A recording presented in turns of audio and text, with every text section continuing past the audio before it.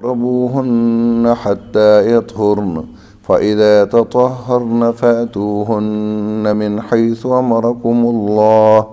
إن الله يحب التوابين ويحب المتطهرين نساؤكم حرث لكم فأتوا حرثكم أنى شئتم وقدموا لأنفسكم واتقوا الله واعلموا أنكم ملاقوه وبشر المؤمنين ولا تجعلوا الله عرضة لأيمانكم أن تبروا وتتقوا وتصلحوا بين الناس والله سميع عليم لا يؤاخذكم الله باللغو في أيمانكم ولكن يؤاخذكم بما كسبت قلوبكم والله غفور حليم صدق الله العظيم رب اشرح لي صدري ويسر لي أمري واحلل عقدة من لساني يفقهوا قولي ويسألونك اور یہ تجھ سے سوال کرتے ہیں عن المخیض ماہواری کے بارے میں یا حیض کے بارے میں قل کہہ دیجئے ہوا یہ اذن گندگی ہے فاعتزلوا پس تم الگ رہو النساء عورتوں سے فی المخیض حیض میں حیض کے ایام میں ولا تقربوہن اور تم ان کے قریب نہ جاؤ حتیٰ یہاں تک کہ یطہرن یہ پاک ہو جائیں فَإِذَا پس جب تطہرن یہ اچھی طرح پاک ہو جائیں فَأْتُوهُنَّ تو آؤ ان کے پاس من حیث جس طرح امرکم تمہیں حکم دیا اللہ نے ان اللہ بے شک اللہ تعالی یحب محبت کرتا ہے التوابین بار بار توبہ کرنے والوں سے ویحب اور محبت کرتا ہے المتطہرین پاک صاف رہنے والوں سے نساؤکم تمہاری بیویاں حرثن کھیتی ہیں لکم تمہارے لیے فأتوا پس تم آؤ حرثکم اپنی کھیتیوں میں انا جس طرح شئتم تم چاہو وقدموا اور مستقبل کی فکر کرو لأنفسکم اپنی جانوں کے لیے واتقوا اللہ اور اللہ تعالیٰ سے ڈرو وَاعْلَمُوا اور تم جان لو انکم بے شک تم ملاقو ہو اس سے ملنے والے ہو وبشر المؤمنین اور خوشخبری دے دو مومنوں کو بسم اللہ الرحمن الرحیم عائلی قوانین کا سلسلہ جاری ہے کل آپ نے پہلا حکم پڑھا کہ یہ جو خاندانی نظام ہے یہ نکاح سے شروع ہوتا ہے اور اس کے لیے اللہ رب العزت نے ہماری رہنمائی کی کہ نکاح کے اندر چاہے لڑکے کا لڑکی کے ساتھ ہو یا لڑکی والے لڑکے کو لڑکی دے رہے ہیں دونوں طرف سے دینداری کو ترجیح دی جائے اور آپ صلی اللہ علیہ وسلم کی حدیث کل میں نے بیان کی تھی کہ نکاح 4 وجوہات کی بنا پر لوگ کرتے ہیں مال حسب و نسب حسن و جمال اور دینداری اور فرمایا تم دیندار عورت کا انتخاب کرو دنیا کے اندر ہمارے اس خاندانی نظام میں بڑے بگاڑ کی ایک وجہ یہ ہے کہ ہمارے ہاں نکاح یا تو حسن و جمال کی وجہ سے ہوتے ہیں یا مال و دولت کی وجہ سے ہوتے ہیں یا حسب و نسب کی وجہ سے دینداری کی بنیاد پر بہت کم نکاح ہوتے ہیں اگر ہم فیصلہ کر لیں کہ نکاح ہم دینداری کی بنیاد پر کریں گے اور کروائیں گے تو انشاءاللہ بہت سارے مسائل حل ہو جائیں گے اب مزید کچھ احکامات کا ذکر ہے فرمایا تجھ سے پوچھتے ہیں عن المخیض حیض کے بارے میں ماہواری کے بارے میں یعنی عورتوں کے وہ ایام کہ جن کے اندر وہ ناپاک ہوتی ہیں نماز ادا نہیں کرتی حیض کے بارے میں اس دور میں بھی یہود و نصارہ اور دوسری قومیں افراط و تفرید کے شکار تھیں، اور اب بھی یہودی اور ہندو حالت حیض میں عورت کو اچھوت بنا دیتے ہیں، یعنی عورت کے ساتھ ہاتھ بھی نہیں لگاتے، نہ اس کو قریب بٹھاتے ہیں، حتیٰ کہ وہ کسی برتن کو بھی جو دوسرے لوگوں کے کھانے پینے کے ہاتھ نہیں لگا سکتی، ہر معاملے میں اس کو دور کر دیا جاتا ہے۔ ہندو بھی اب بھی ایسا کرتے ہیں اور یہودی، جبکہ عیسائی حالت حیض میں مباشرت بھی کر لیتے تھے، کسی قسم کی جدائی نہیں ڈالتے تھے۔ تو آپ سے پوچھا گیا کہ حیض کے بارے میں ہمارے لیے کیا حکم ہے، تو اس میں اللہ رب العزت نے یہ رہنمائی کی اور نبی صلی اللہ علیہ وسلم نے اس کی وضاحت کی کہ حیض ایک گندگی اور گندگی کو بھی کہتے ہیں اور بیماری کو بھی، یہ عورت کی ایک بیماری اور ناپاکی کی حالت ہے۔ اس میں مرد عورت کے ساتھ مباشرت تو نہیں کرے گا، لیکن باقی دنیا کے معاملات میں وہ اس سے علیحدہ نہیں رہے گا، یعنی کھانے پینے کے معاملات میں کھانا پکا سکتی ہے، ساتھ بیٹھ سکتی ہے بیوی، اس سے دور نہیں رہے گا۔ آپ صلی اللہ علیہ وسلم ایام ماہواری کے اندر جب حضرت عائشہ رضی اللہ تعالیٰ عنہا ہوتی تھیں تو جس برتن میں وہ پانی پیتی تھیں تو آپ صلی اللہ علیہ وسلم اس برتن کے اندر جب پانی پیتے تو اسی جگہ پر منہ لگاتے جس جگہ حضرت عائشہ رضی اللہ تعالیٰ عنہ منہ لگا کر پانی پیتی تھیں۔ یہ بات امت کو دکھانے کے لیے، سمجھانے کے لیے کہ اس حالت کے اندر عورت اچھوت نہیں ہے، نہ کوئی ایسی ناپاک چیز ہے کہ جس سے آدمی دور رہے، برتن بھی استعمال کر سکتا ہے اور صرف عمل مباشرت اس سے وہ دور رہے گا یہاں تک کہ وہ پاک ہو جائے۔ جب وہ خوب پاک ہو جائے یعنی غسل بھی کر لے تو فرمایا فَأْتُوهُنَّ، تو تم آؤ ان کے پاس جس طرح تمہیں اللہ نے حکم دیا، یعنی جائز طریقے سے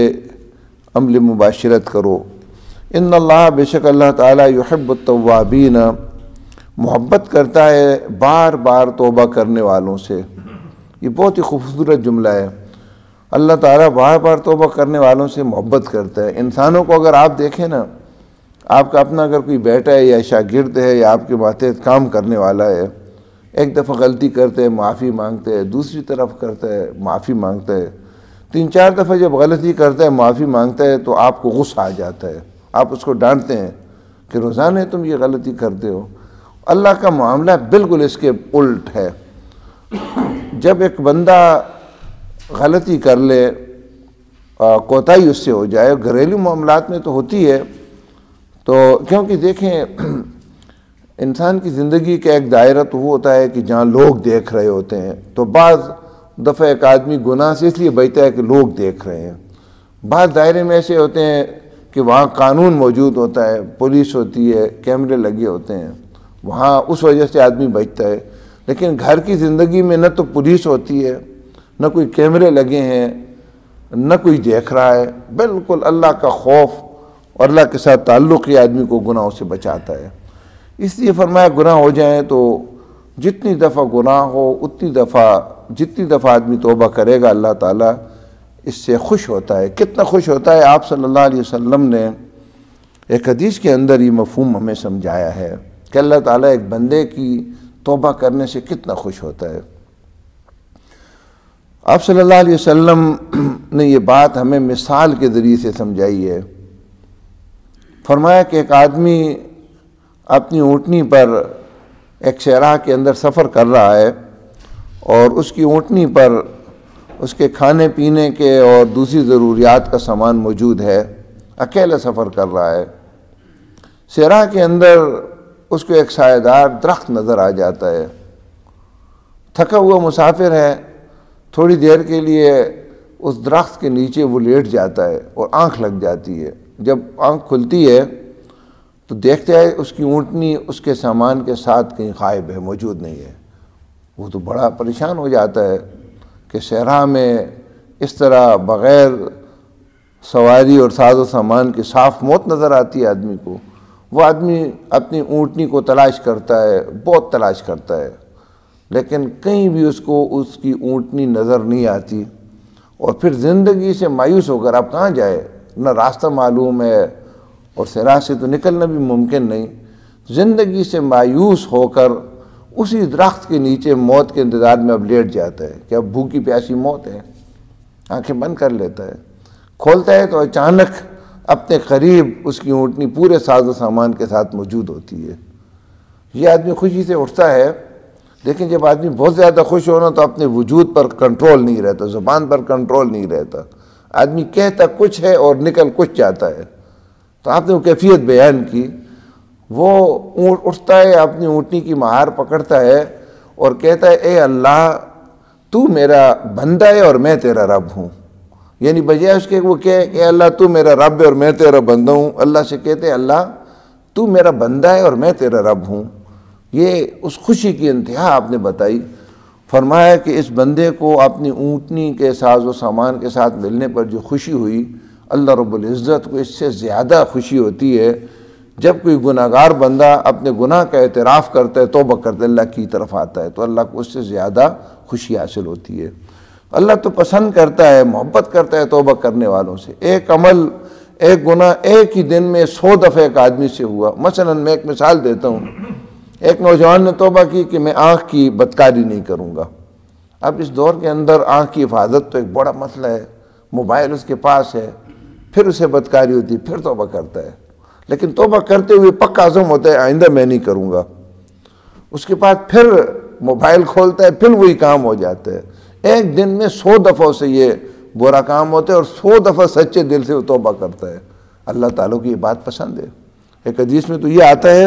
کہ اگر انسان گناہ کرنا چھوڑ دیں تو پھر اللہ تعالیٰ ایک نئی مخلوق پیدا کرے گا اور وہ گناہ کرے گی اور اللہ تعالیٰ کی طرف پلٹ کر آئے گی۔ حضرت شاہ عبد القادر جیلانی رحمۃ اللہ علیہ کا بڑا خوبصورت واقعہ ہے، وہ خود ذکر کرتے ہیں۔ فرماتے ہیں کہ میں حج کے موقع پر تھا کہ مجھے ایک غیبی آواز محسوس ہوئی اور ایک آدمی کو مخاطب کر کے کہا جا رہا تھا کہ تیری توبہ نہیں قبول ہوتی، اور میں نے دیکھا کہ ایک آدمی، اس آدمی کو نام لیا گیا، میں نے تلاش کیا تو میں نے دیکھا زاروں قطار رو رہا ہے، توبہ کر رہا ہے۔ کہتے ہیں میں اس آدمی کے پاس گیا اور میں نے اسے کہا کہ جب اللہ تعالیٰ تیری توبہ قبول نہیں کر رہا تو اس کام کو چھوڑ دو، کیوں جو ہے نا اتنے عرصے سے یہاں موجود ہو، توبہ کر رہے ہو، جب اللہ مانتا ہی نہیں اور اس نے کہہ بھی دیا ہے۔ تو اس نے بڑی عجیب انداز میں کہا کہ پھر آپ مجھے بتائیں میں کہاں جاؤں، کوئی اور در اگر ہو، کوئی اور جگہ ہو وہاں میں جاؤں، اب تو کوئی در ہی نہیں ہے تو کہاں میں جاؤں؟ اس لیے اللہ نہیں مانتا تو نہ مانے، میں تو بس اسی کے در پر توبہ کرتا جاؤں گا۔ پھر کہتے ہیں کہ کچھ دنوں کے بعد وہی آدمی مجھے ملا، بڑا خوش تھا اور کہا کہ اللہ رب العزت نے میری توبہ قبول کر لی ہے، آخر مان گیا اللہ تعالیٰ۔ اس لیے بہرحال شیطان کی پہلی کوشش تو یہ ہوتی ہے کہ اللہ کی رحمت کی امید دلا کر آدمی سے گناہ کرواتا ہے، لیکن گناہ کروانے کے بعد پھر مایوس کرتے آدمی کو اور اسے کہتے کل بھی تو نے کیا، آج بھی کیا، بار بار کیا، اب اللہ تعالیٰ تیری توبہ قبول نہیں کرے گا۔ اس کو پھر گناہ کے دلدل کے اندر مزید نیچے لے جاتا ہے۔ کوئی گناہ کی ایسی قسم موجود نہیں ہے کہ جس کی توبہ نہ ہوتی، حتیٰ کہ 100 حدیث میں آتا ہے کہ ایک آدمی نے 99 قتل کر لیے۔ ایک آدمی کی جان کے بارے میں فرمایا ایک آدمی کو قتل کرنا پورے انسانیت کو قتل کرنے کے برابر ہے۔ یعنی آپ یہ سمجھیں ایک آدمی کو ناحق کسی نے قتل کر دیا تو اس نے گویا 6 ارب لوگوں کو قتل کر دیا، اتنا بڑا گناہ ہے یہ۔ تو گناہ تو بہت بڑا تھا۔ تو ایک آدمی کے پاس گیا اور اسے کہا، صاحب علم تھا یا کوئی اللہ والا تھا، اس سے پوچھا کہ کیا میرے لیے توبہ ممکن ہے؟ تو اس نے کہا کہ 99 تو نے قتل کیے ہیں، تیرے لیے توبہ ممکن نہیں، تیرا یہ گناہ نہیں معاف ہو سکتا۔ تو وہ چونکہ قتل کا تو عادی تھا، تو اس نے اپنی تلوار نکالی اور اس کو بھی قتل کر دیا غصے میں آ کر، تو 100 پورے ہو گئے۔ پھر ایک آدمی کے پاس گیا جو اللہ والا تھا، نیک آدمی تھا، صاحب علم تھا، تو اس نے پوچھا، دیکھیں بات معلوم نہ ہو تو صاف کہہ دینا چاہیے کہ مجھے معلوم نہیں ہے،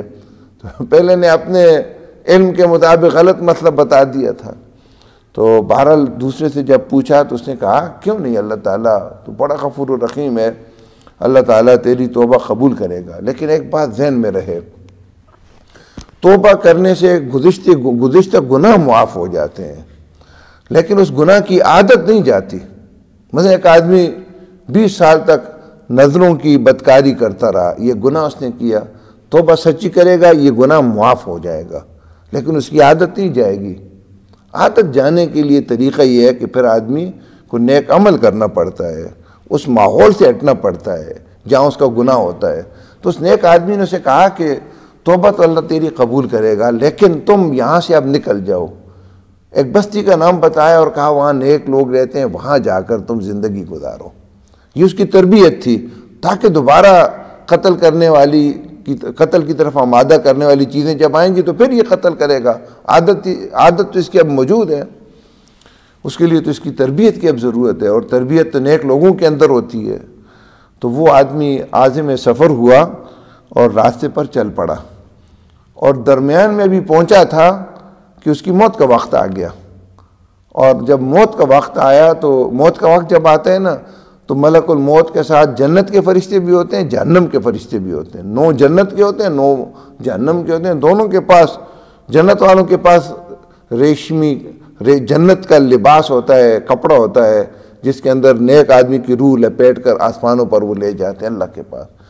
اور جہنم والوں کے پاس ایک انتہائی بدبودار ٹاٹ ہوتا ہے جس میں برے آدمی کی روح لپیٹ کر آسمانوں پر لے جاتے ہیں، لیکن آسمانوں کے دروازے نہیں کھلتے تو نیچے جو ہے نا پھینک دیتے ہیں اسے۔ تو جہنم کے فرشتے بھی آ گئے، جنت کے بھی آ گئے، دونوں کی آپس میں بحث شروع ہو گئی ملک الموت کے ساتھ۔ اور اسے کہنے لگے کہ جہنم والے کہنے لگے کہ اس نے 100 قتل کیے ہیں، یہ جہنم کا مستحق ہے۔ جنت والے کہنے لگے کہ اس نے توبہ کی ہے، یہ جنت کا مستحق ہے۔ فیصلہ یہ ہوا، اللہ تعالیٰ کی طرف سے رہنمائی ہوئی کہ گناہ والی بستی اور نیک بستی کے درمیان یہ جو راستہ ہے نا، اس کے فاصلے کو ناپا جائے۔ اگر نیک لوگوں کی بستی کے یہ قریب چلا گیا تو اس کی بخشش ہو گئی، اور برے لوگوں کی بستی کے قریب ہے تو اللہ یہ جو ہے نا جہنم والے لے جائے۔ اب بعض روایت میں یہ آتا ہے کہ واقعات عملاً وہ بری بستی کے قریب تھا، نیک بستی سے دور تھا، لیکن اللہ تعالیٰ تو مہربان ہے، اللہ نے زمین کو حکم دیا، نیک بستی والی جو زمین تھی اس کو کہا کہ تم سمٹ جاؤ، زمین سمٹ گئی، فاصلہ کم ہو گیا۔ اور بعد میں یہ ہوتا ہے جب اس کی موت آئی تو اب چلنے پھرنے کے جب قابل نہ رہا تو رینگتے ہوئے اس بستی کی طرف جانے لگا۔ اپنی ہمت اس نے نہیں چھوڑی، آخری دم تک اپنا عمل کیا، اللہ رب العزت نے اس کو معاف کر دیا۔ کتنا بڑا جرم ہے، اور بھی بہت ساری مثالیں ہیں، کسی اور موقع پر آپ کے سامنے رکھوں گا انشاءاللہ۔ اللہ تعالیٰ توبہ کو بہت زیادہ پسند کرتا ہے۔ نبی صلی اللہ علیہ وسلم دن میں 100 دفعہ استغفار کرتے تھے، حالانکہ آپ گناہوں سے معصوم تھے، معصوم اندر خطا تھے۔ امت کو ترغیب دی، وَيُحِبُّ الْمُتَطَهِّرِينَ، اور محبت کرتے اللہ تعالیٰ پاک صاف رہنے والوں سے، جو ظاہری جسم کے لحاظ سے بھی صاف رہتے ہیں اور اخلاقی لحاظ سے بھی صاف رہتے ہیں۔ ان کی روح بھی صاف ستھری ہوتی ہے اور ان کا جسم بھی صاف ستھرا رہتا ہے۔ اللہ تعالیٰ ایسے لوگوں سے محبت کرتا ہے۔ اللہ رب العزت نے تو ہمیں پاک صاف رکھنے کے لیے اہتمام کیا ہے۔ آپ صلی اللہ علیہ وسلم نے ایک مثال بیان کی، فرمایا ایک آدمی کے گھر کے سامنے اگر ایک نہر، صاف و شفاف نہر جا رہی ہو اور روزانہ وہ آدمی اس میں 5 دفعہ غسل کرتا ہو تو کیا اس کے جسم پر کوئی میل کچیل رہ جائے گا؟ صحابہ کرام رضی اللہ تعالیٰ مجمعین نے فرمایا نہیں رہے گا۔ تو آپ نے فرمایا کہ 5 نمازوں کی بے صورتحال ہے، گویا ایک بندے کی روح 5 دفعہ روزانہ صاف و شفاف پانی کے ساتھ غسل کرتی ہے۔ نماز اگر اہتمام کے ساتھ ہو، پورے آداب کے ساتھ ہو تو درمیان وقت کے اندر جو گناہ کی علائشیں رہ جاتی ہیں نا، وہ جو ہے نا نماز ان کو دھو دیتی ہے۔ پھر بھی کوئی کسر رہ جائے تو ایک جمعہ اور دوسرے جمعے کے درمیان جو گندگی روح پر ہوتی ہے وہ جمعہ اس کو دھو ڈالتا ہے۔ پھر بھی اگر کچھ رہ جائے تو رمضان، اللہ رب العزت نے ایک پورا مہینہ گویا انسانی روح کو صاف ستھرا کرنے کے لیے ایک پورا مہینہ قرار دیا ہے، جس کے روزے بھی اور رات کی تراویح اور تہجد کی نماز اور قرآن کی تلاوت اور نیکیوں کا پورا ماحول ایک آدمی کو صاف ستھرا کرتا ہے۔ لیکن اس سارے اہتمام کے باوجود ایک آدمی اگر اپنے آپ کو صاف ستھرا نہیں رکھنا چاہتا تو دنیا کے امتحان کا تقاضا تو یہی ہے کہ اس کو گندہ رہنے کی اللہ اجازت تو اس کو جو ہے نا اللہ تعالیٰ اس گندہ رہنے کا راستہ تو اس کے لیے اس نے کھول دیا ہے نا۔ آج کل کے ماحول میں جب سے یہ موبائل بہت زیادہ عام ہو چکا ہے، پاک صاف رہنا انسان کے لیے بڑا مشکل ہو چکا ہے۔ اس لیے بہرحال پوری کوشش کرنی چاہیے، اپنے آپ کو صاف ستھرا رکھنا چاہیے، اور جب بھی کوئی گندگی کے چھینٹے جسم پر یا روح پر پڑ جائیں ان کو دھونے کی کوشش کیجیے۔ نساؤکم حرث لکم، تمہاری بیویاں تمہارے لیے کھیتی ہیں، فاتو حرثکم، آؤ اپنی کھیتیوں کو انا شئتم، جس طرح تم چاہو۔ یعنی ازدواجی تعلق کو اللہ رب العزت نے یہاں ایک بامقصد تعلق قائم جو ہے نا یہ بتا دیا۔ دیکھیں کسان اپنی کھیتی کے اندر سیر کے لیے نہیں جاتا، کام کے لیے جاتا ہے، ایک مقصد کے تحت جاتا ہے، تو فرمایا یہ ازدواجی تعلق بھی ایک بامقصد تعلق ہے، اور تم اپنی کھیتیوں میں آؤ جس طرح آؤ، یعنی آؤ کھیتیوں میں اس مقام پر جو جہاں سے پیداوار حاصل ہو، اب طریقہ جو بھی ہو اللہ تعالیٰ جو ہے نا اس پر تمہیں نہیں پکڑتا۔ وقدموا لانفسکم، اور مستقبل کی فکر کرو اپنی جانوں کے لیے۔ اس میں جملے کا ایک مطلب تو یہ ہے کہ نسل انسانی کے لیے مستقبل کی فکر کرو، یعنی آج دنیا میں تم موجود ہو، کل تم نہیں ہوگے، تم اس دنیا سے چلے جاؤ گے۔ ازدواجی تعلق اللہ نے اس لیے تمہارا قائم کیا تاکہ جو ہے نا نئی نسل موجود ہو، تمہارے جانے کے بعد دنیا کا نظام چلانے کے لیے، کام کرنے کے لیے لوگ موجود ہوں۔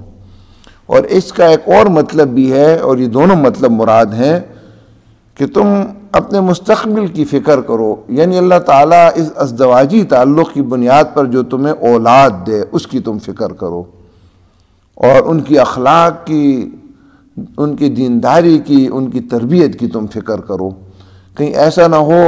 کہ اولاد بگڑ جائے، تمہارے لیے درد سر بن جائے، اور تمہارے جانے کے بعد بجائے دین اسلام کو فائدہ دینے کے نقصانات دینا شروع کر دے، اس کی فکر کرو۔ آپ صلی اللہ علیہ وسلم نے ایک حدیث میں فرمایا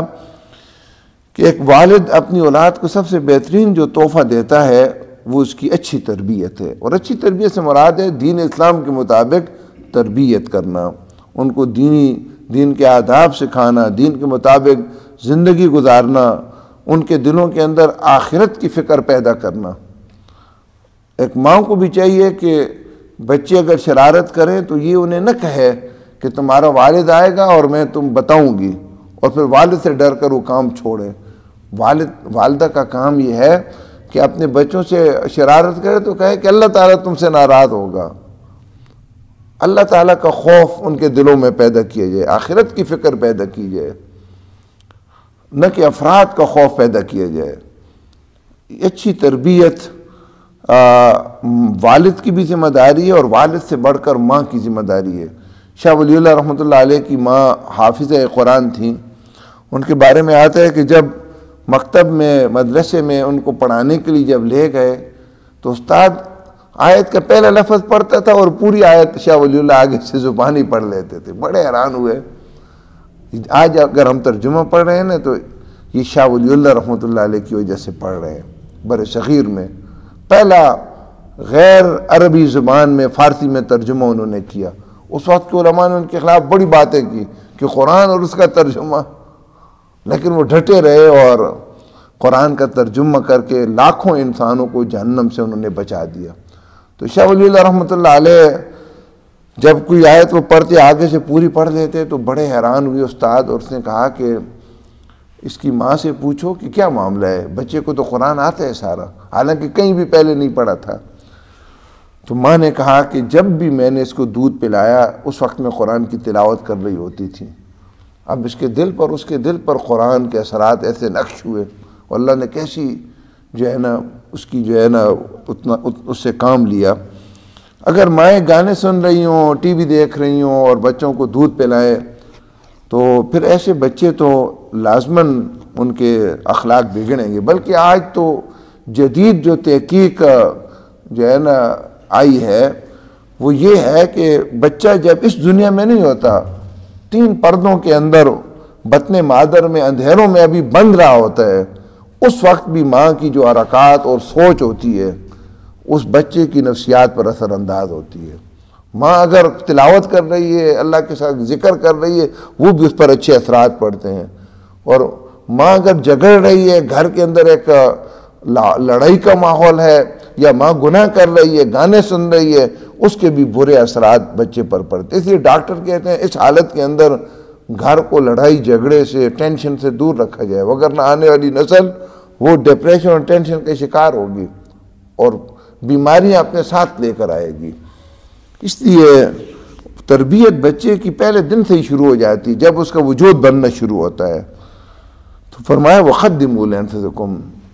اور تم مستقبل بھی کی فکر کرو اپنی جانوں کے لیے، یعنی اپنی اولاد کی تربیت کرو۔ وَاتَّقُوا اللَّهَ، اور اللہ سے ڈرو۔ وَاعْلَمُوا، اور جان لو، أَنَّكُمْ مُلَاقُوهُ، بے شک اس سے تم ملنے والے ہو۔ اگر ان احکامات پر عمل نہ کیا اور ان آئلی قوانین کی اور دوسرے احکامات کی پرواہ نہ کی، اولاد کی تربیت کی طرف تم نے اپنی ذمہ داریاں اس کی ادا نہ کی، تو جان لو کہ اللہ سے ملنے والے ہو، اور اللہ تعالیٰ سے تو کوئی چیز پوشیدہ نہیں رہ سکتی۔ وَبَشِّرِ الْمُؤْمِنِينَ، اور خوشخبری دے دو مومنوں کو، ہاں جو اللہ کے احکامات کی پیروی کریں گے، اللہ کا خوف ان کے دلوں میں تقوی ہوگا، تو ان کے لیے پھر اللہ تعالیٰ نے خوشخبریاں دی ہیں۔